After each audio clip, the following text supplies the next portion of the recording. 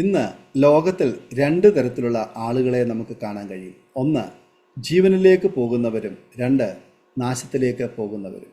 ഇതിൽ രണ്ടാമത്തെ കൂട്ടരാണ് ഭൂരിഭാഗവും. കാരണം ജീവനിലേക്ക് കടക്കേണ്ടുന്ന പാത ഇടുങ്ങിയതും നാശത്തിലേക്കുള്ള പാത വിശാലവുമാണ്. ലോകത്തിൽ വിശാലമായ പാതയിൽ കൂടി സഞ്ചരിക്കുന്നവർ തിന്നുക, കുടിക്കുക, നാളെ മരിച്ചു പോകുമല്ലോ എന്ന് ചിന്തിച്ച് ചുരുങ്ങിയ സമയമുള്ള ജീവിതം ആസ്വദിച്ച് നടക്കുന്നവരാണ് ഭൂരിഭാഗവും. നാം ഏത് വിഭാഗത്തിൽ പെടുന്നവരാണ് എന്ന് പരിശോധിക്കുന്നത് നല്ലതാണ്. ഇന്ന് ദൈവസന്നിധിയിൽ എത്ര സമയം നാം ചിലവിടാറുണ്ട്? ദൈവവചനം എത്ര നേരം വായിക്കുന്നവരാണ് നാം? ദൈവത്തിന് നമ്മോട് ഒരുപാട് കാര്യങ്ങൾ സംസാരിക്കാനുണ്ട്. ദൈവം വചനത്തിൽ കൂടിയാണ് നമ്മോട് സംസാരിക്കുന്നത്. വചനം ക്രിയ ചെയ്യും. നാം ദൈവവചനം വായിക്കാറുണ്ടോ? ശ്രവിക്കാറുണ്ടോ?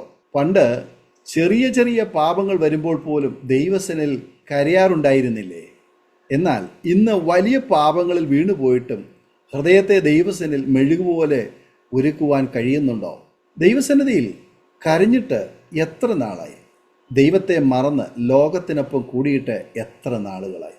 പാപമൊന്നും നമ്മിലില്ല എന്ന് പറഞ്ഞ് ഇരിക്കുന്നവരാണ് നാമെങ്കിൽ നാമാണ് ഒന്നാമത്തെ പാപി. എവിടെയാണ് നാം പിന്മാറിപ്പോയത് എന്ന് ശോധന ചെയ്യുന്നത് നല്ലതാണ്. അബ്രഹാം ദൈവവിളി കേട്ട് ദൈവത്തെ അനുസരിച്ച് ഉറ്റവരെയും തനിക്കുള്ളവരെയെല്ലാം വിട്ട് ദൈവം കാണിപ്പാനുള്ള ദേശത്തേക്ക് ഇറങ്ങി തിരിച്ചവനാണ്.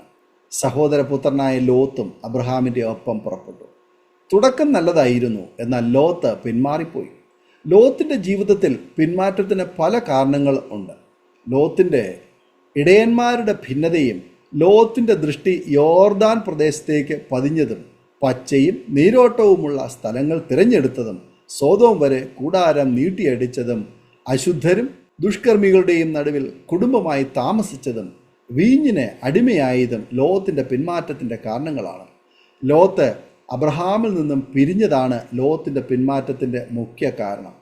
ലോത്ത് യോർദാൻ അരികെയുള്ള പ്രദേശം ഒക്കെയും തിരഞ്ഞെടുത്തു. ഇങ്ങനെ ലോത്ത് കിഴക്കോട്ട് യാത്രയായി. അവർ തമ്മിൽ പിരിഞ്ഞു. ഉൽപ്പത്തി പുസ്തകം 13-ാം അധ്യായം 11-ാമത് വചനം. നാം ക്രിസ്തുവുമായി പിരിഞ്ഞ് ഒരു പിന്മാറ്റത്തിലൂടെയാണോ കടന്നു പോകുന്നത്? ലോകത്തിലെ ഭൗതിക സുഖങ്ങളാൽ മുഴുകി ദൈവത്തെ മറന്ന് നാം പിന്മാറ്റത്തിലൂടെയാണോ കടന്നു പോകുന്നത്? ദൈവത്തോടുള്ള ആദ്യ സ്നേഹം ഇപ്പോഴും ഉണ്ടോ? യോഹന്നാൻ കണ്ട ദർശനത്തിൽ സർദീസിലെ സഭയ്ക്ക് ദൂതെഴുതുമ്പോൾ ഇങ്ങനെ എഴുതി: ജീവനുള്ളവനെന്ന് നിനക്ക് പേരുണ്ടെങ്കിലും നീ മരിച്ചവനാകുന്നു. വെളിപ്പാട് പുസ്തകം 3-ാം അധ്യായം 1-ാമത് വചനം. യേശുവിൻ്റെ സ്നേഹത്തിൽ നിന്ന് നാം പിന്മാറിപ്പോയിട്ടുണ്ടോ? ആത്മീയ ജീവിതത്തിലെ എരിവും തീഷ്ണതയും നിന്നുപോയിട്ടുണ്ടോ? എങ്കിൽ എന്തു ചെയ്യണം? യിരെമ്യാ പ്രവാചകൻ പറയുന്നു, അവരുടെ ഹൃദയം കർത്താവിനോട് നിലവിളിച്ചു. സിയോൻ പുത്രിയുടെ മതിലേ, രാവും പകലും ഓലോലെ കണ്ണുനീരൊഴുക്കുക. നിനക്ക് തന്നെ സ്വസ്ഥത നൽകരുത്.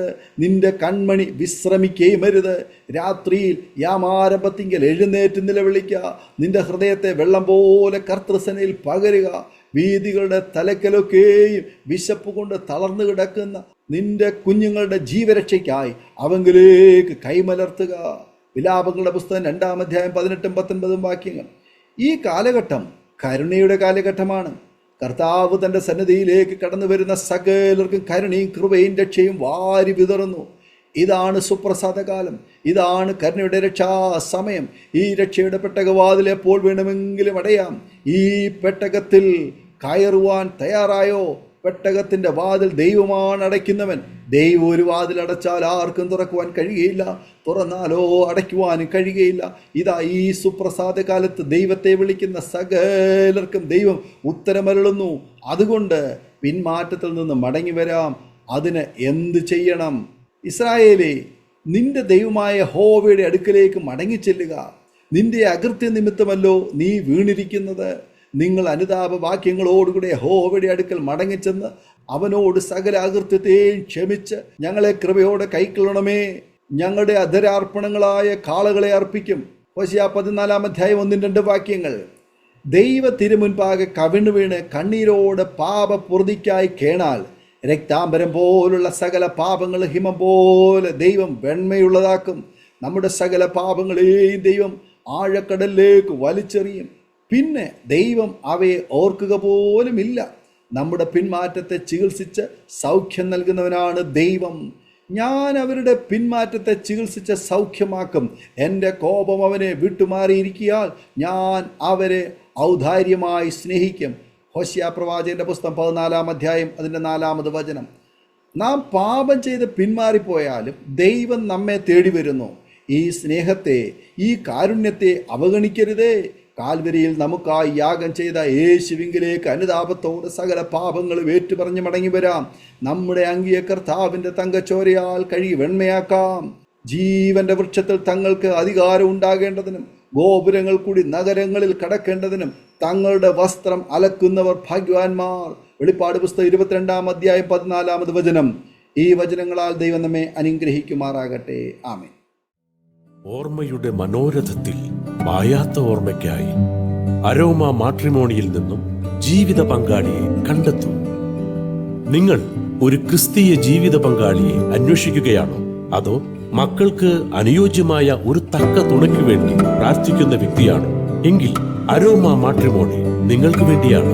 ഇന്നു തന്നെ സൗജന്യമായി രജിസ്റ്റർ ചെയ്യൂ. അരോമ മാട്രിമോണിയുടെ പ്രത്യേകതകൾ: രജിസ്ട്രേഷൻ തികച്ചും സൗജന്യം. ലോകത്തെവിടെയുമുള്ള അനുയോജ്യമായ ക്രിസ്തീയ ജീവിത പങ്കാളിയെ തിരഞ്ഞെടുക്കാം. വിവാഹം നടക്കുന്നതുവരെ സർവീസ് ലഭിക്കുന്നു. ഏറ്റവും ചെറിയ പാക്കേജുകളും തിരഞ്ഞെടുക്കാം. അരോമ മാട്രിമോണി നിങ്ങൾക്കായി ഒരുക്കുന്നു വിവാഹം പരമാനന്ദം. Email aroma matrimony2020@gmail.com.